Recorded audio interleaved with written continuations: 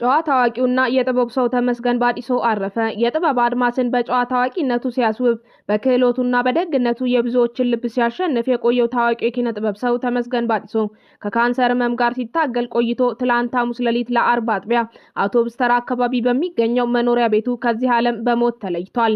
ተመስገን በተለየ የጨዋታ አዋቂነቱ ማለትም በስቶሪ ቴሊንግ የሚታወቅ በኪነ ጥበብ ስራዎቹ አሻራውን ያሳረፈ በህመም ወቅት እንኳን ሳይበገር በቆራጥነት የቆየ ጠንካራ ሰው ነበር።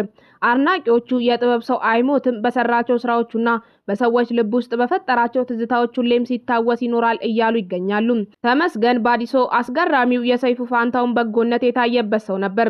ተመስገን ባዲሶም ለዚህ የሰይፉ ሻ ደግነት ምስክርነቱን ሰጥቷል። አርቲስት ተመስገን ባዲሶ ከ100,000 ብር የአውደ ዓመት ስጦታ በተጨማሪ ከባድ የጤና ችግሩን ለመፍታት ሰይፉ ፋንታውን ትልቅ አስተዋጽኦ እንዳደረገለት መግለጹ ይታወሳል። ተመስገን ባዲሶ በህይወት በነበረበት ጊዜ ሰይፉ ጤንነቴ እንዲመለስ አመቻችቶልኛል ሲል ምስጋናውን አቅርቧል። አክሎም ከህመሙ ጀርባ ብዙ ነገሮች እንዳደረገለትና ምን አይነት ሰብዕና እንዳለው ለመግለጽ ቃላት ያጥረኛል ብሏል። የሰይፉ ፋንታውን በጎ ሐሳብ እስከ ቱርክ ድረስ ወስዶ የማሳከም ፍላጎት እንደነበረው አርቲስቱ ተመስገን ባዲሶ በጊዜው ገልጿል። ያ የሰይፉ ፋንታውን ደግነት የታየበት ሰው ዛሬ አርፏል። አድናቂዎቹ ዛሬ የሰፈራችን ድምቀት የብዙ እናቶች አለኝታ የችግረኞች ደራሽ የነበረው ተመስገን ባዲሶ ተሜ በሞት መለየቱን ስሰማ ልቤ ባዘን ተሰብሯል። ተሜ በሬዲዮ ሞገድ ጉራማይሌ ያለ ጨዋታን ሲያዋዛ ብቻ ሳይሆን በተግባር ደግሞ የብዙዎችን እንባ ሲያብስ የኖረ ብርቅዬ ሰው ነበር። በተለይ ለእናቶች የነበረው ፍቅር፣ ትህትናና አክብሮት ሁሌም ሲታወስ ይኖራል። ማንም እንዳይከፋ የሚያደርግ በጨዋታው አንጀት የሚያርስ ነበር። ለራሱ ሳይኖረው ለሌሎች የሚተርፍ ደግነትን በተግባር የኖረባት ወንድማችን ነበር።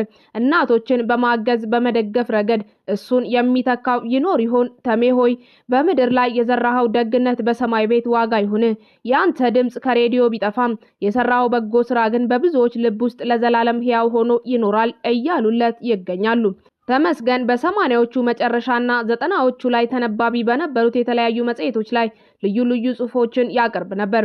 በተለይ ለኪነ ጥበብ ጉዳዮች ቅርበት የነበረው ሲሆን በኢቲቪ ይተላለፍ በነበረው የመጀመሪያው የተባባሪ አዘጋጆች ፕሮግራም በሆነው ጉራማይሌ ፕሮግራም ላይ የመዝናኛና ማህበራዊ ጉዳዮች በማቅረብ በስፋት ይታወቃል። ለ28 ዓመታት ያህል በጫት በሲጋራና በአልኮል መጠጦች ሱስ ውስጥ የቆየው ተመስገን ከ28 ዓመት በኋላ ሱስ የማቆም ውሳኔ መወሰኑንና ወደ ገዳማት ጉዞ መጀመሩን ሰይፉ በኢቢኤስ ፕሮግራም ላይ እንግዳ ሆኖ በቀረበበት ወቅት ተናግሯል።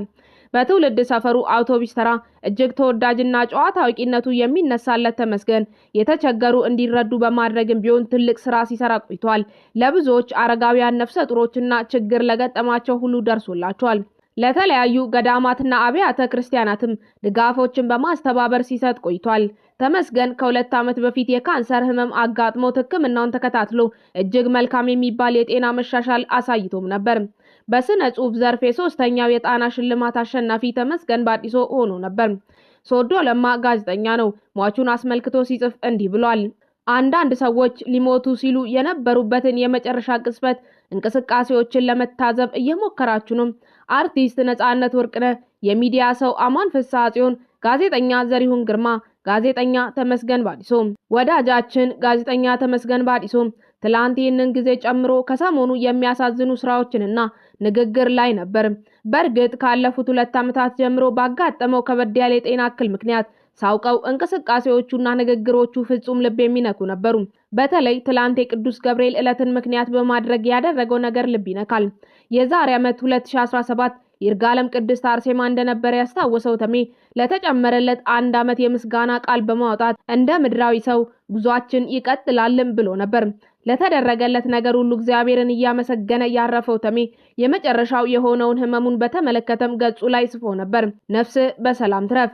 ዘአምላክ እሪስ ደግሞ ትናንት የውሻውን ከሞት ማምለጥ ጽፎ ዛሬ እሱ አረፈ ይለናል። ጋዜጠኛ ተመስገን ባዲሶ ትናንትና ውሻዬ ጃሉድ ከግድያ መለጠ ብሎ ውሻው ሞትን ስላሸነፈ በደስታ ጽፎ ነበር። ዛሬ ግን እሱ ሞትን ማምለጥ ሳይችል ቀርቷል። ተሜ ላለፉት 2 ዓመታት አፉ አካባቢ በተከሰተበት ካንሰር መሰል ተስፋፊ በሽታ ሲሰቃይ ነበር። ጋዜጠኛ ተመስገን እየሄደበት ከነበረው ውስብስባዊ የሕክምና ሂደትና ከህመሙ ብርቱነት አንጻር እንደ ተመስገን ከእናቴ ቀጥሎ በምስጋና የጸና ሰው አይቼ አላውቅም።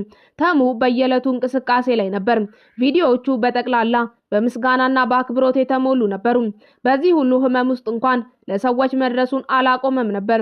ለሰዎች የሳቅ ምንጭ መሆኑን አላቆመም ነበር። የእናቶች ምርቃትና የሰዎች ፍቅር ከሞት ቢያስጥል ኖሮ ተሙ ይተርፍ ነበር።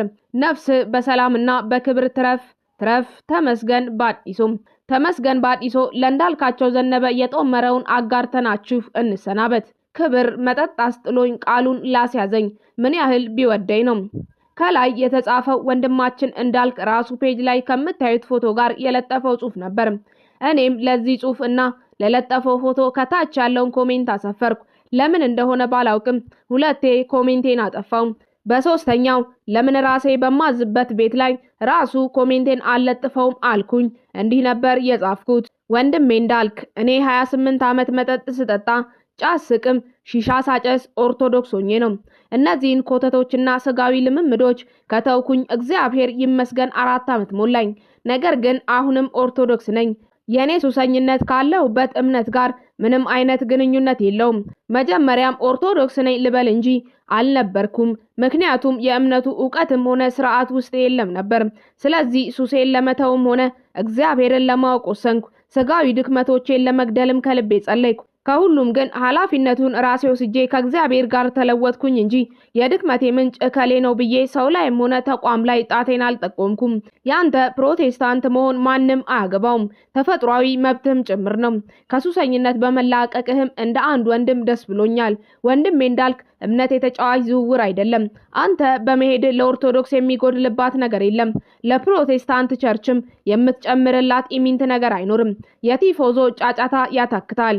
ሁላችንም እግዚአብሔር በትክክል እንድናውቀው ልባችን ጥሩ መሆን አለበት። ይሄንን የጻፍኩልህ ተደጋጋሚ አሽሙር ከአንድ አማኝ ነኝ ከሚል ሰው ስለማይጠበቅ ነው። ኦርቶዶክስ ጠጡ፣ አጭሱ፣ ዘሙቱ፣ ፈንጥዙ፣ ደንሱ ብላ አስተምራ አታውቅም። እኔ እናንተን ጨምሮ ሁላችንም በዓለም ጨቂተን የኖርነው በራሳችን ግልብ ፍላጎት ነው። ስለዚህ የኖርንበትን ሕይወት ኃላፊነት መውሰድ ያለብን እኛው ራሳችን ነን እንጂ የምንመራባቸው የኦርቶዶክስም ሆነ የፕሮቴስታንት ተቋሞቻችን አይደለም። በእርግጥ የትኛውም እምነት ውስጥ ሆነ ለውጥ ጥሩ ነው። ለሌላም አርአያ መሆን መልካም ነው። የተለወጥኩት ከዚያ ወደዚህ በመምጣቴ ነው ለሚል ብሽሽቅ ሲውል ግን ተለወጥኩኝ ማለት አይቻልም። ከስጋ ሱስ ነፃ ከመውጣት በላይ በአስተሳሰብና በነፍስ መለወጥ መልካም ነው። ኦርቶዶክስን ከልብ ብታውቃት የምታቆመውን ነገር ነው አሁንም ያቆምከው። ሌላ ታምር የተፈጠረ ነገር የለም። በመጨረሻ የምነግርህ መጽሐፍ ቅዱስ ውቅያኖስ ነው። ከዘፍጥረት እስከ ራእይ ብናውቀው እድሜም አይበቃንም። ይሄንን ቃል ለሰጠን እግዚአብሔርም ምስጋና ይግባውና ቀና ብሎ ከመበሻሸቅ አቀርቅሮ ማንበቡ ትክክለኛ የህይወት ጥቅም አለው።